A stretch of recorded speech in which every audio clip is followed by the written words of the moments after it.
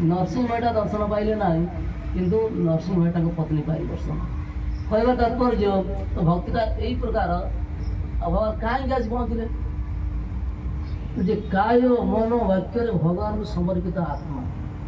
सेठी कहुई काय कहले स्वर द्वारा मन में कृष्ण चिंता छड़ा अन्न चिंता ना आप संसार चिंता पूरे कि काय शरीर जहाँ सेवा कर भगवान निमित्त कर से गृहस्थ से घरटा से भाव कौन ना ये घर मालिक है जगन्नाथ ये घर मालिक है कृष्ण पुत्र है दास कन्या है दासी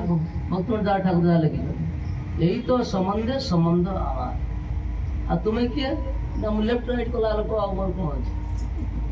घरटा को जगिचे केवल मात्र घर कार पत्नी हूँ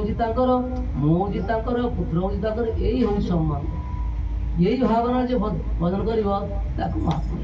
किंतु संसार कथा चिंता करके मो झील के खाइब मो झी पाठ पढ़ो चाकरी कर से मात्र साधारण लोग गृहस्थ कहुई गृहस्थ धर्म जो कहते जान युधिष्ठिर महाराज नारद मुनि कहते गृहस्थ धर्म कौन लोक जान गृहस्थ धर्म कौन पितामह भीष्म कहते समस्त ब्रह्मचार धर्म कौन सब एटा कहवाटा तो महाभारत देखते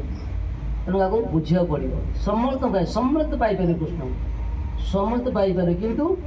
से ट्राक थे दरकार तेणुक से ट्राक नहले आमको ये कर तेणुक भगवान को